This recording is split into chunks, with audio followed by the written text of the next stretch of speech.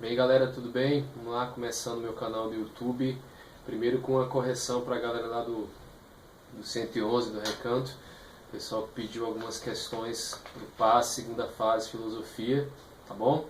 Então vou objetivamente tratar das questões, até porque tem muitos temas aqui que a gente, evidentemente, trabalhou em sala, pessoal do primeiro semestre, do segundo semestre. São questões vinculadas à teoria do conhecimento, particularmente na teoria do conhecimento. O cara que é referência é o Descartes, e o Descartes é referência porque a obra dele, o Discurso do Método, é cobrada no PAS. Além disso, o esclarecimento do Kant. Então, além do esclarecimento, alguns itens que tratam sobre a questão da ética, do imperativo categórico, da lógica da ética a partir da crítica da razão prática e também da metafísica dos costumes, que são obras do Kant onde ele aborda essas problemáticas. Eu também resolvi colocar alguns itens vinculados a contrato social e política, mas dentro do programa da segunda fase você não tem, por exemplo, a exigência disso. Lá aparece a obra do Maquiavel, O Príncipe, para a primeira fase, não para a segunda. Mas como em provas anteriores chegou a cair itens sobre Maquiavel, em 2012, se não me engano, 2013, eu resolvi então colocar itens do contrato social. Mas eu vou dar mais uma ênfase, vou dar uma ênfase maior, evidentemente, aos itens que tratam sobre questões do discurso do método e sobre a problemática da menoridade da ética por Immanuel Kant. Vamos lá. Primeiro texto, 3 itens. O primeiro texto fala sobre o texto de 2001 chamado A Metafísica da Modernidade, na verdade é de uma obra onde existe uma análise sobre a influência do pensamento cartesiano sobre a construção do sujeito moderno, sujeito que desenvolve ciência a partir de uma lógica criteriosa, uma lógica científica que segue alguns elementos fundamentais como condições para a produção do conhecimento, como condições substanciais para o desenvolvimento do conhecimento, e dentro dessa lógica a própria introdução da dúvida como método, que é um elemento trazido diretamente pelo Descartes. Então, nós temos aqui nessa obra da Metafísica da Modernidade um pequeno fragmento. Esse fragmento eu vou ler aqui rapidinho o que interessa. Tem assim, é o caráter radical do que se procura que exige a radicalização do próprio processo de busca. Se todo o espaço for ocupado pela dúvida, qualquer certeza que aparecer a partir daí terá sido de alguma forma gerada pela própria dúvida. Em suma, você vai ver nos outros itens, a partir do fragmento do discurso do método, para as outras questões, mas em suma o que se está colocando aqui é a importância, a prevalência da dúvida como elemento para a produção do conhecimento, a partir da dúvida. Então eu já vou colocar alguns pontos em relação ao discurso do método, ao que interessa em Descartes, que é cobrado por PAS, para a gente abordar em sequência todos os itens. Primeiro, quando se pensa em Descartes, se pensa a partir do discurso do método no sujeito, está na primeira parte da obra, que percebe que nada conhece, que nada entende de fato, que não seja a partir da sua própria autonomia. O conhecimento precisa partir desse sujeito, um processo que se dê de si, a partir de si, uma construção que seja resultante da ação da sua razão.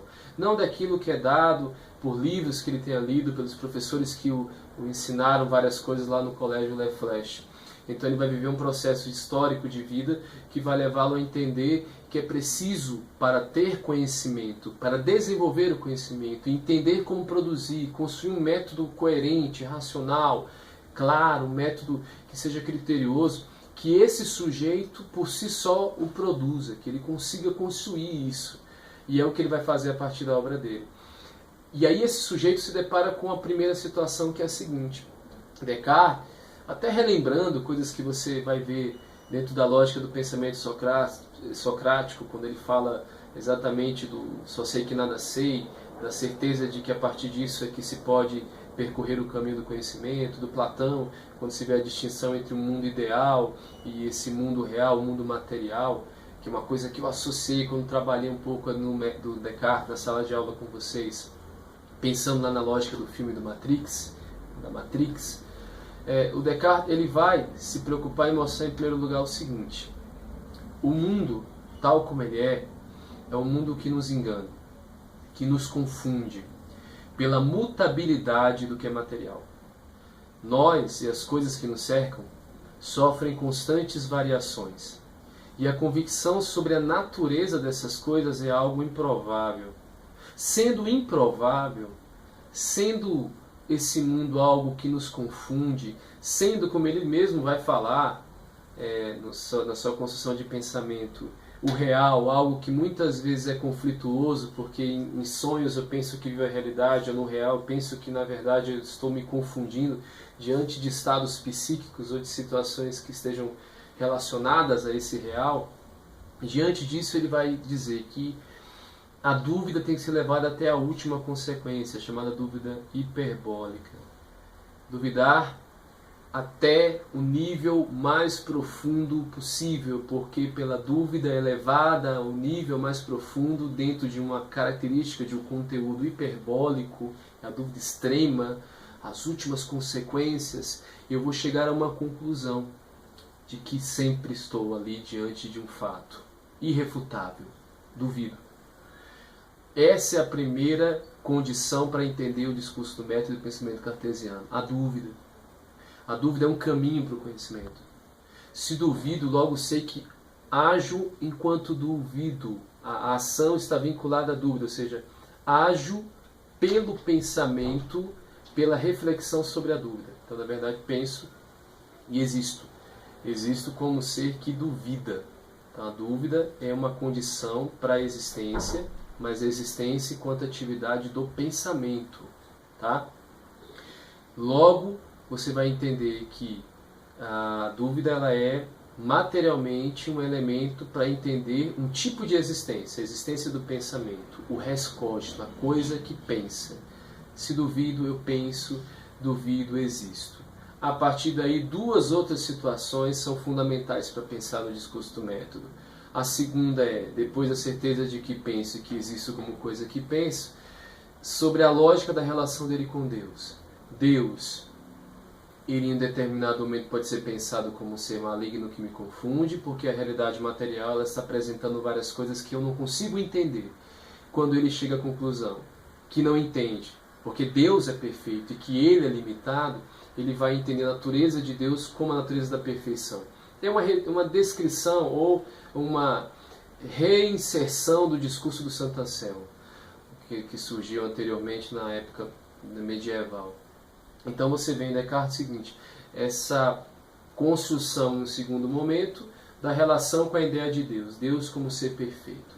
Então primeiro, o ser pensante que somos, a certeza que pensamos. Segundo, a relação com a perfeição de Deus enquanto atividade pensante que temos.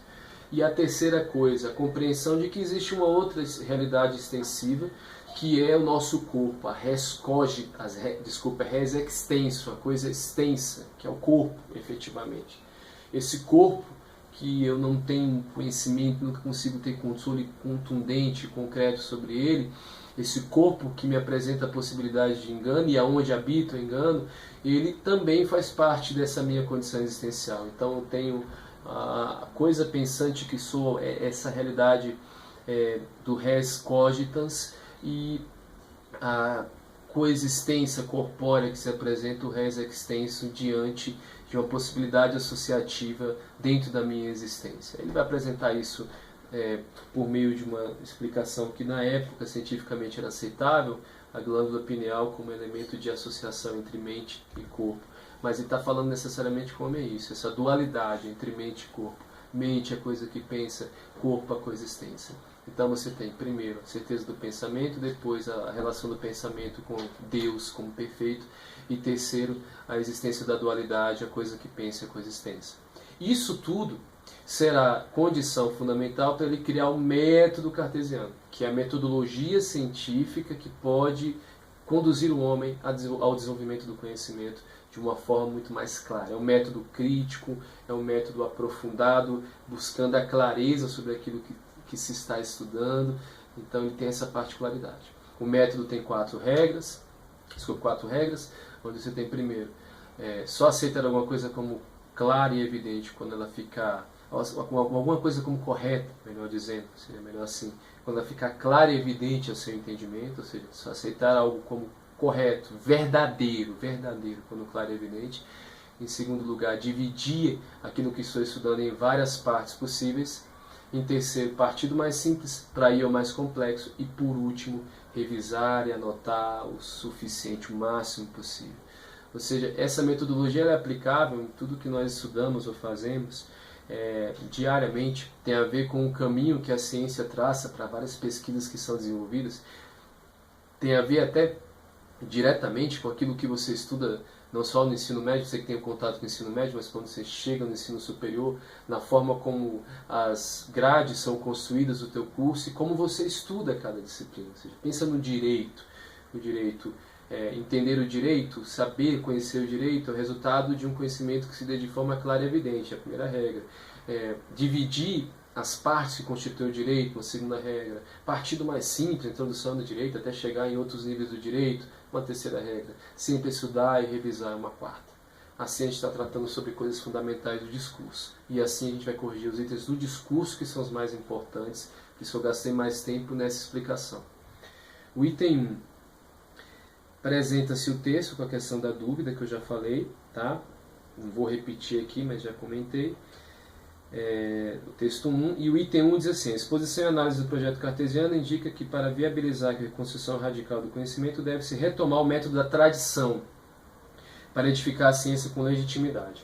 Você pode circular reconstrução radical do conhecimento porque isso explica que Descartes está apresentando um novo caminho que busca radicalidade racional a partir de um método. Mas o item está errado quando fala retomar o método da tradição. Você pode circular, retomar até tradição. Está errado aí. Porque se é um novo caminho, se busca uma construção radical de uma metodologia racional, diferente daquilo que tinha sido feito até aquele momento, então não tem nada a ver com tradição. Onde tem retomar o método da tradição, você circula, o item 1 está errado. 2. Por meio da lógica cartesiana, pode-se compreender a necessidade da investigação dos conteúdos da consciência dos homens dentro de uma esfera organizativa de natureza empírica. Onde tem natureza empírica, você circula. Está errado aí, porque a metodologia cartesiana é racional, baseado. O que é racional? É tudo que é baseado na construção de hipóteses dadas pela própria razão. Eu não preciso da experiência. Como o item fala, natureza empírica, o que é empírico é necessariamente tudo que vem das experiências, do contato, da manipulação com o que é sensível e material, tem que estar errado.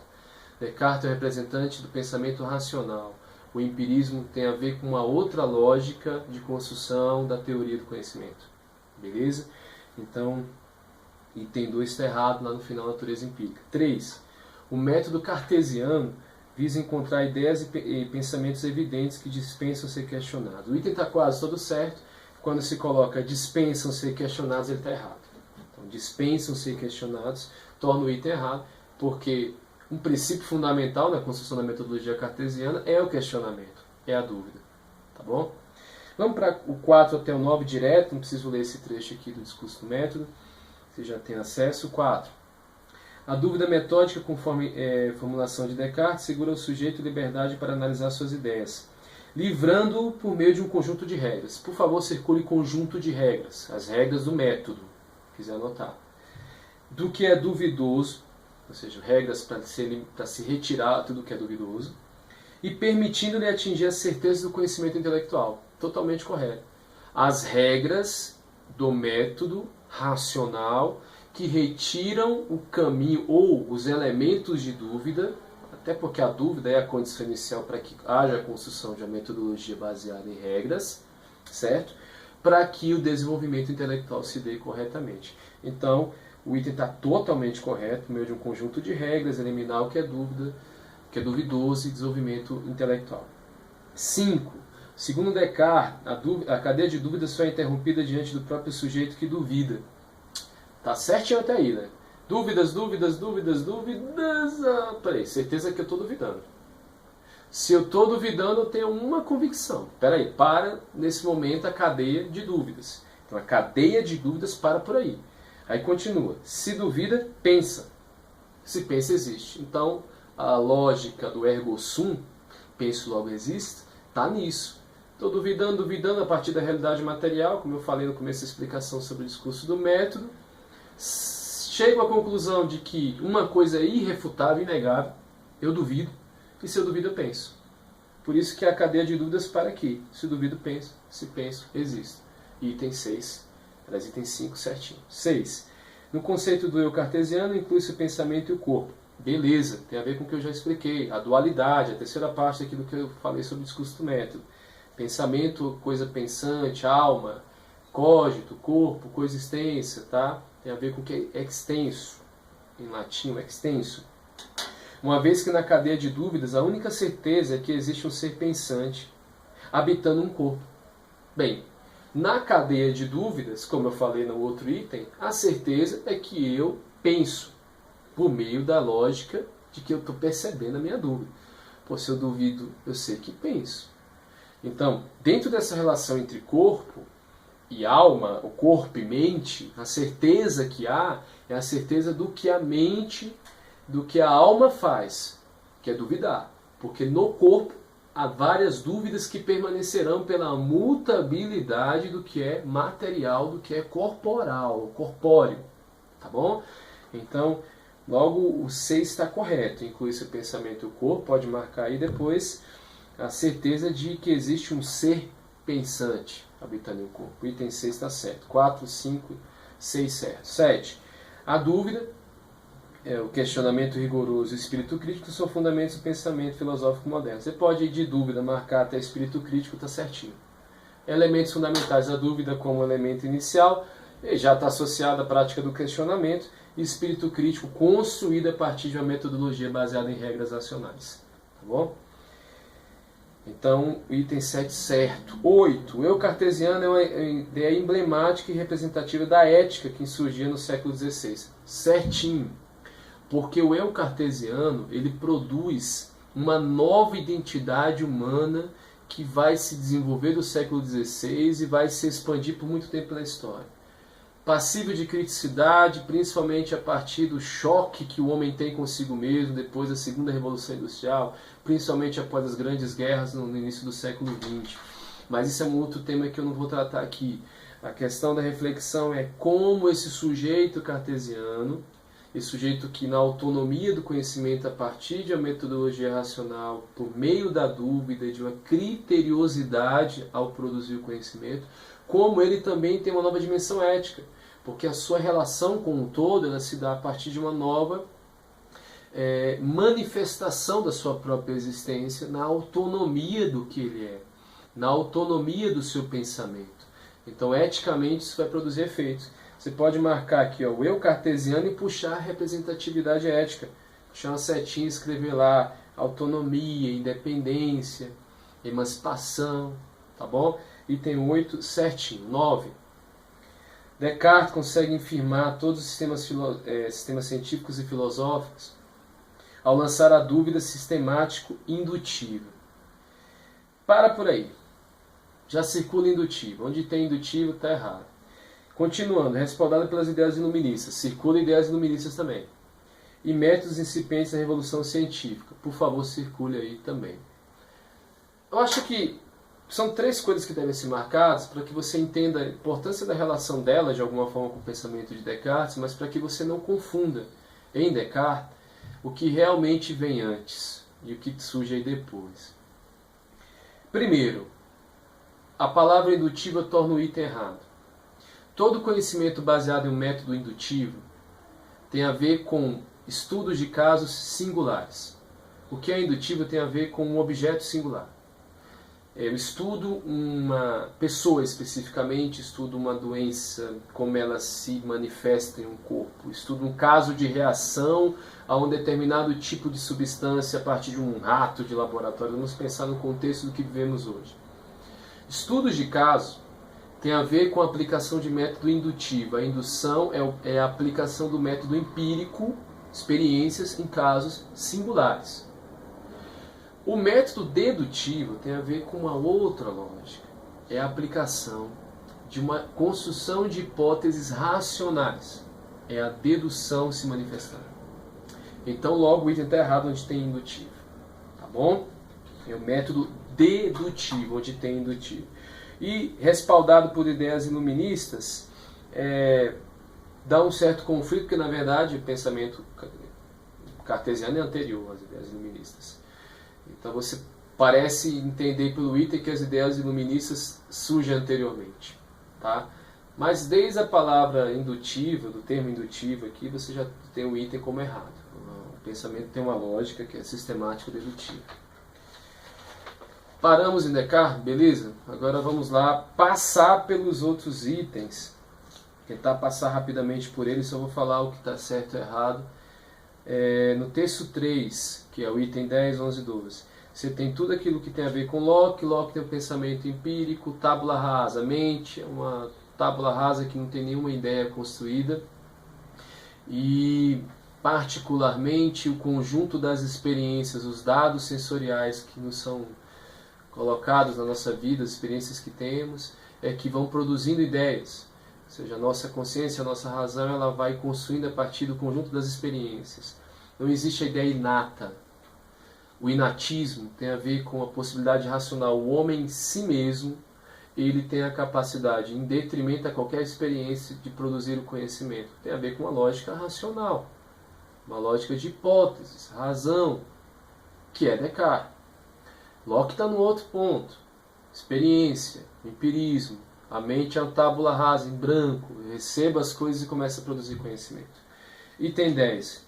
Ele fala sobre as experiências e o método de Locke. Depois assim, não podem ter adquirido todo o conhecimento que detêm simplesmente pelo uso de suas faculdades naturais. Os homens não podem deter conhecimentos pelo uso das faculdades naturais. O item está certo, porque o que Locke está querendo dizer é que não é só pelas nossas habilidades, pelas faculdades, pela nossa capacidade natural de ordem racional que nós temos conhecimento. Senão seria inatismo. Vem com o próprio homem a possibilidade de conhecimento, que é inato, está no homem. Como não é para ele assim, e a mente é uma tábula rasa, então o item diz, não podem ter adquirido. O não, você circula e já torna o item correto. Porque o homem adquire o conhecimento em Locke na medida que ele tem o convívio, o contato, a relação, é afetado pelo mundo sensível e pelas experiências. 11. Podem, valendo-se simplesmente de suas faculdades naturais, adquirir inúmeros conhecimentos. Então, já está errado. Podem, valendo-se de faculdades naturais, é a contrapartida do item anterior, está errado, porque ele não pode somente por suas faculdades naturais adquirir esse conhecimento. 11 errado. 12. Podem alcançar certeza. Circule, por favor. Podem alcançar certeza. Acerca daquilo que podem conhecer, valendo-se exclusivamente do recurso aos princípios inatos. Onde tem princípios inatos, se circula. Como não tem nada de inato em Locke, está errado. Tem que estar errado. Eu já falei e expliquei isso anteriormente. Então o item está errado, ele circula princípios inatos e aonde tinha lá alcançar certeza, você puxa uma setinha e escreve experiências, método empírico. A certeza, o conhecimento, não vem pelo que é inato, vem pelo que é empírico, vem pelas experiências. 13. Podem adquirir a certeza acerca de seus conhecimentos sem recorrerem ao recurso aos princípios inatos. Está certinho. Os homens podem alcançar o conhecimento, ou a certeza deles, sem recorrerem. O item não está falando claramente pelas experiências, mas é implícito na compreensão sobre o que é a ideia de Locke, o empirismo, de que evidentemente o homem pode conhecer sem depender do que é inato. E ele conhece necessariamente sem relação com as ideias inatas, porque ele conhece a partir do conjunto de experiências que ele tem. Então o item 13 está certo. 10 certo, desculpe. 11 errado, 12 errado, 13 certo. 14, 15, 16, 17 tem a ver com algo que está no primeiro programa, na primeira parte do programa do passe. Eu acho que para correção não vale tanto, mas eu coloquei porque já caiu, como eu disse no começo do vídeo, em provas anteriores. Os caras vão lá e colocam na segunda fase, fazendo alguma associação com o que se estuda na segunda fase, aí você tem que estar pronto, né? Faz parte do jogo. E em Maquiavel, o que você vê, resumidamente, que eu não estou trabalhando as obras aqui, as reflexões, deixo para outro momento, é alguém que apresenta a partir do príncipe, aquele conjunto de direções que ele dá para o Lourenço de Médici, lá, o herdeiro do trono em Florença, dicas, orientações no sentido, olha, você precisa identificar quais são os seus inimigos, eliminar os inimigos que são perigosos e saber lidar com os inimigos que não são ameaçadores. Você deve saber identificar quem são os bajuladores e como lidar com esses bajuladores. Deve entender o que deve fazer para exercer, para conquistar o amor da massa e também o temor quando for necessário. Essa questão entre amor e temor está muito presente na obra do Maquiavel, quando ele mostra o seguinte, olha, você quer exercer autoridade e poder, pensa no seguinte, para ser reconhecido dentro de uma condição mais segura, a soberania, ela também exige 2 pontos. Primeiro, em alguns momentos, cativar, conquistar esse amor, essa adoração das pessoas, mas em tantos outros, o temor, o exercício da força, da violência quando necessário. E saber identificar com quem aplicar a violência, com quem não deve se aplicar e quando se deve agir de uma forma a conquistar as massas em amor, né, em admiração, ou impor-se com força para que as massas venham a respeitá-lo, são pontos fundamentais da obra do Maquiavel. Com base nisso, eu peguei 4 itens e coloquei aqui. 14. Conforme propõe Maquiavel, o príncipe deve ser temido quando executa atos de violência em benefício próprio. Onde tem temido, você marca, puxa lá uma seta para a violência, está associada uma coisa com outra. O ser temido a partir de ações de violência e de força. Isso ele fala. Nisso ele trata, sobre isso ele trata. Isso está comentado na obra. Uma coisa está associada à outra. Logo o item 14 está certo. 15. Segundo Maquiavel, o príncipe amado é uma prova de fraqueza no exercício do poder. Está erradíssimo, porque o príncipe amado não necessariamente manifesta fraqueza. O ser amado, o ser cativado, em alguns momentos é um exercício, é uma demonstração de força, de autoridade. Então se circula o príncipe amado até fraqueza, 15 está errado, 14 certo, 15 errado. 16. A obra O Príncipe insere-se no contexto de transformação histórica que na Europa, no início da Idade Moderna, conduziu à consolidação dos Estados nacionais e dos regimes absolutistas. Bem, totalmente certo. A explicação, a relação entre a ideia do poder absoluto, do poder que é imposto com toda a força, e muitas vezes de forma inquestionável do rei, diante da construção dos Estados nacionais, né? Isso tem a ver com a formação da era moderna, a centralização do poder, a reocupação nas áreas urbanas, a formação da estrutura burguesa, é uma coisa que tem a ver com história e tal, mas que você associa na filosofia com a filosofia, na figura do poder absolutista e na figura da transformação europeia a partir dos Estados nacionais. Então o item 16 está certinho. 17.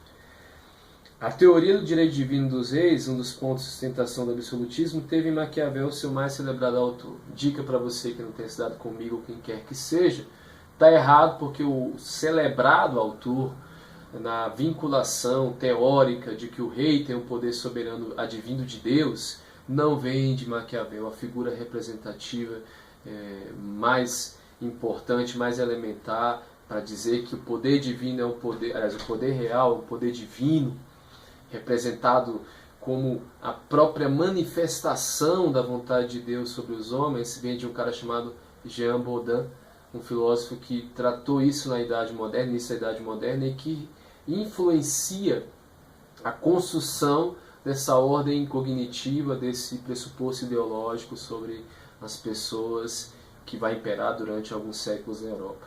Tá bom? Então o item 17 está errado, onde tem Maquiavel, o seu celebrado autor, está errado. Escreva lá Jean Bodin. Bodin é B-O-D-I-N, tá? Jean Bodin, 17. 18, 19 e 20 tem a ver com teoria do conhecimento de novo, David Hume. David Hume eu trabalhei com os alunos aí, vou lembrar vocês. Acho difícil cair, mas é bom estudar tudo. Não é nem cai muito David Hume, costuma cair, não paz não. Então você tem David Hume, todo conhecimento resultante do produto das experiências, das sensações que nós temos. E essas sensações produzem ou o sentir ou o pensar. O sentir é aquilo que é muito vivo das sensações, que continua como um conteúdo de conhecimento a partir das experiências na mente. E o pensar são reflexões mais distantes que eu tenho sobre o conjunto das experiências que eu vivi. Aí, A partir dessas experiências, você pode ter um conhecimento simples, é quando você só experimenta, conhece algo a partir de poucas experiências que você tem, ou você pode ter um conhecimento composto. Então existem ideias simples e compostas. As compostas, como é que elas são formadas? São formadas a partir do conjunto de ideias simples que eu tenho sobre um objeto. Então, por exemplo, eu tenho uma experiência familiar de determinada ordem. Aquilo é uma ideia simples. Na medida que eu passo por coisas semelhantes, dessa determinada ordem, por exemplo, doença no meio da família, uma coisa complexa, e que eu vivo outras situações similares na família, essas experiências, a associação dessas ideias simples, de várias experiências que pude vivenciar, produzem as ideias complexas ou compostas. Então você tem no Hume conhecimentos que vêm pelas sensações e experiências. Essas que são mais vivas na mente são chamadas de sentir, são aquelas coisas que eu consigo descrever de forma mais contundente na minha mente. O pensar são aquelas coisas mais distantes de mim. Eu sentir ideias fortes, pensar ideias fracas. E tem as ideias simples, só a experiência em si, e as complexas, que tem a ver com um conjunto de ideias simples que se associam para eu conhecer de uma forma mais profunda alguma coisa. Não é uma aula sobre o Hume, é só para lembrar uns pontos sobre eles. Lembrando que eu estou sempre passando superficialmente sobre essa galera que eu trabalhei em sala e que quem quiser depois em vídeos eu posso trabalhar de forma mais profunda. Vamos para os itens. 18. Os conteúdos das ideias no intelecto têm origem na sensação. Circula a sensação certinho, tudo que está no intelecto é resultante do que é experimentado das sensações. 18, certo.